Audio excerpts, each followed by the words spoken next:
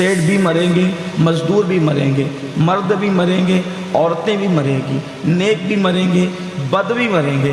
आप अंदाज़ा फरमाएं, मेरे आका सल्लल्लाहु अलैहि वसल्लम के दीवानों, मौत आनी है, मौत बरहक है।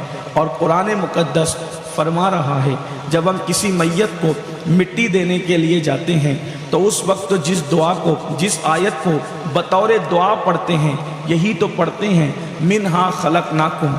ऐ दौलत पर घमंड करने वाले इंसान, ऐ जवानी पर इतराने वाले इंसान, ऐ नसब पर गुरूर और घमंड करने वाले इंसान, ऐ अच्छे मकानात के अंदर रहकर गुरूर और घमंड करने वाले इंसान, ऐ सवारियों पर घमंड और गुरूर करने वाले इंसान, ऐ अच्छी बीवी पर गुरूर करने वाले इंसान, ए अच्छे शौहर पर गुरूर करने वाली ख़वातीन, ज़ेवरात पर इतराने वालों, माल पर इतराने वालों, मकान पर इतराने वालों, कारोबार पर इतराने वालों, जब तुम किसी के मुंह पर कब्र के अंदर उसको लिटा करके मिट्टी उसके मुंह पे डालते हो तो यही तो पढ़ते हो, मिन्हा खलक़नाकुम, यानी इसी मिट्टी से पैदा किया गया है इंसान तुझे। अल्लाह अकबर। साइंस कुछ कहे, दुनिया के लोग कुछ कहे, इंसान तख्लीक, इस्लाम तख्लीक का फ़लसफ़ा बयान कर रहा है, इंसान तुझे मिट्टी से पैदा किया है। अल्लाह अकबर। मौला तेरी अज़मतों पे कुर्बान, इंसान को बार बार सबक दोहराया जा रहा है, भूला हुआ सबक याद दिलाया जा रहा है।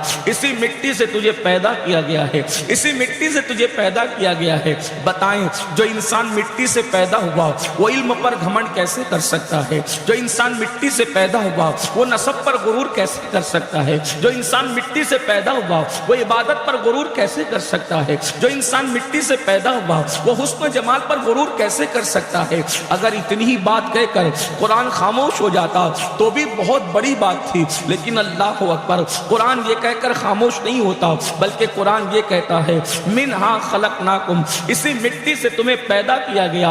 और उसके बाद फिर कुरान कहता है, वफ़ीहा नुईदुकुम, दोबारा इसी मिट्टी में तुम्हें मिला दिया जाएगा। यानी तेरा ठिकाना, तू मिट्टी से उठा है और फिर मिट्टी में तुझे मिला दिया जाएगा।